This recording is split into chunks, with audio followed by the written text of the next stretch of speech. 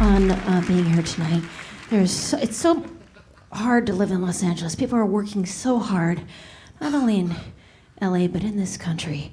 That's all we talk about. What are you working on these days? What's going on with you? What's on the next page for you? What's coming up for you? What are you working on?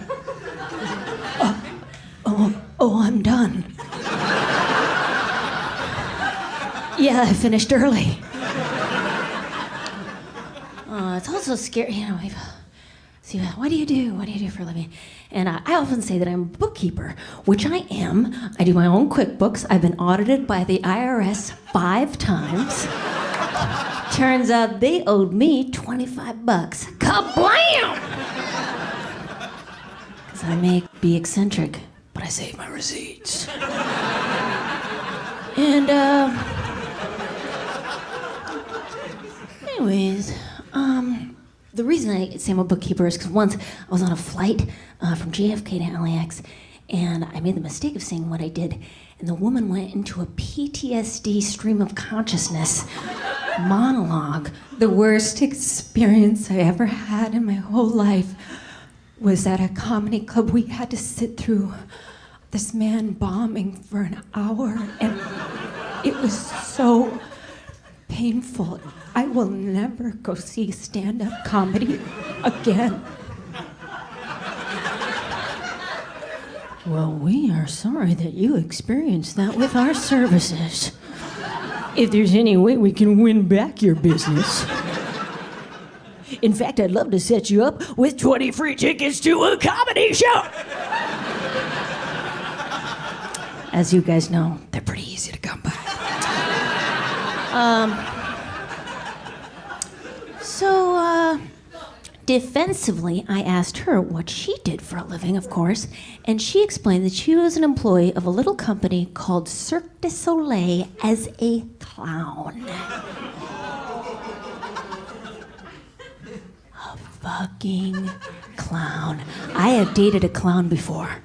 And I have sat through 5 performances of a clown as Christ figure, clown crucified, red rubber nose, audience armed with water balloons, asked to scream Jew while throwing them at said clown Christ. If you want to talk about the deep discomfort of the arts, dive in. My only regret is that I wish I had paid to see those shows, but I was on the guest list.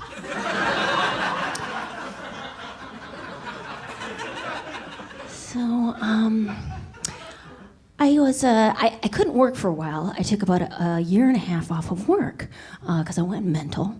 And I don't know if anyone here is thinking of suicide. Don't do it. It's not the season for it. Late fall. And most people, you don't think about doing it. Maybe you think of it, every once in a while, just kind of feeling sorry for yourself. Like, oh, the stewardess won't give me the whole can. Oh, turbulence. I want to live. But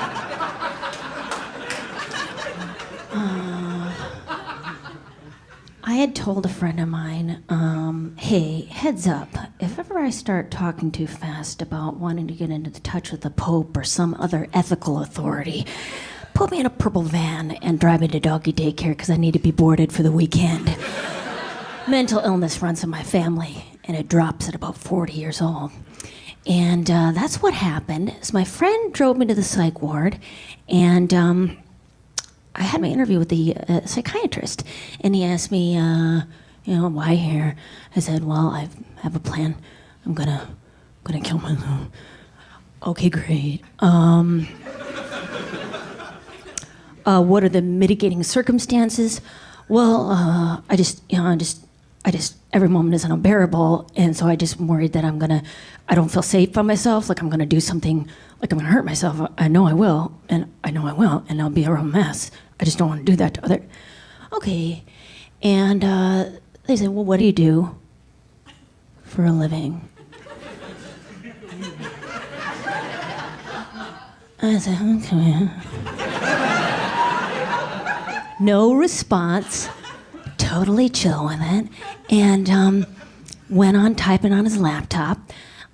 He seemed a little distracted, and there was a some sound coming from his machine, and I get it. I get bored at work. Right now, while I'm doing this story, I'm actually watching a turtle eating lettuce on a Wimp video. Because it's nice to just get a break. Anyways, so he was doing something on his laptop, turned it around to me, and he said, "Is this you?" And he had YouTubed me, and it was me, obviously with a lot more makeup and much better material. And he said, "Oh, well, I had to make sure that you weren't having a grandiose delusion." Since when is it psychosis to somehow claim that you're interacting with the entertainment industry? It's not like I said I was Richard Pryor. And if I had claimed to be one of the best comedians of this past century, and a black man and deceased at that, and been able to do anything from his 1979 special in Long Beach, well, how wonderful would that have been? But the last laugh was on me, because he put me on a mood stabilizer whose primary side effects are cognitive, making it almost impossible to think or talk. No, own. Or should I say, oh no.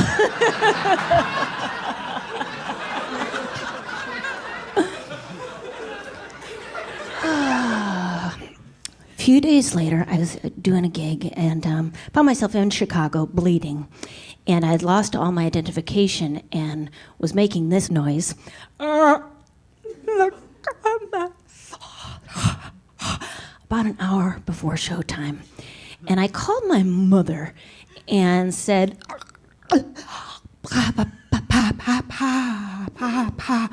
"Honey, somehow get to the airport, go to Delta Priority, tell them you are gold medallion, and tell them about your website." And I did what my mother told me, and I got a first class upgrade, because I was just batshit crazy enough to have that many points. And ended up taking, almost 2 years off work, and I always like to say this. I was so scared of taking off time off work, especially just in case anyone found out. Oh God, what if somebody found out? Oh God. This is what happens if somebody finds out.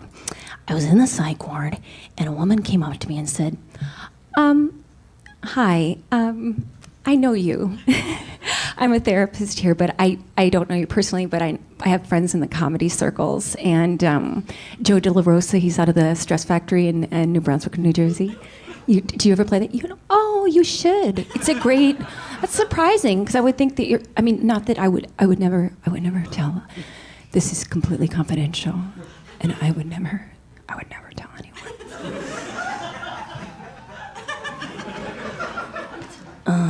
I'm in a county stamped gown and a pair of electric green gripper socks that are not my own.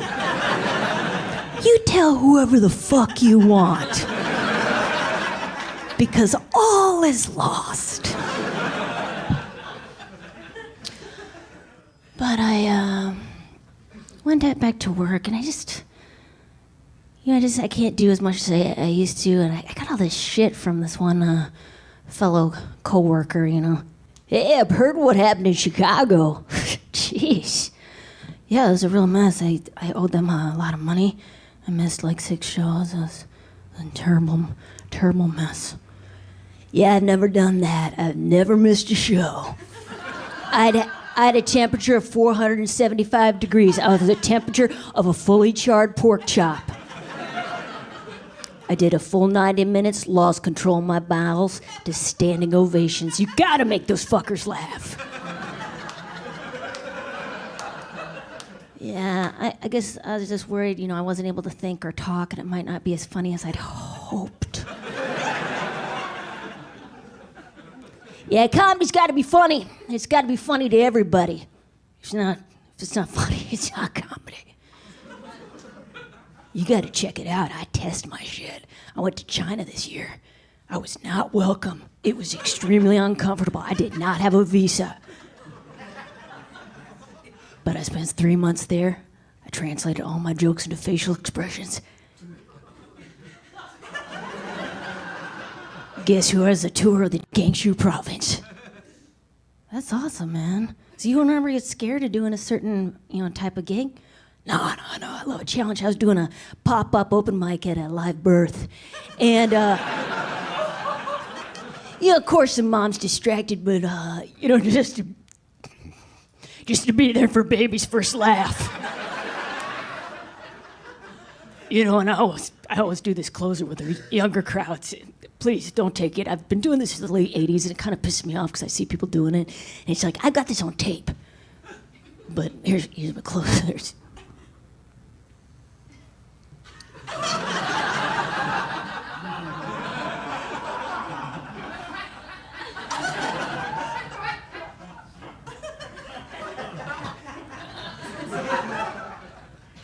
Oh, shit. Peekaboo is yours, man? Yeah, I basically copyrighted the entire human experience. That's awesome. Yeah, I guess, I can't be as ambitious as I once was, So, like right before tonight's show, I looked in the reflection of my Diet Coke can, and I said, hey, kid. I want to see 20%. If not 5.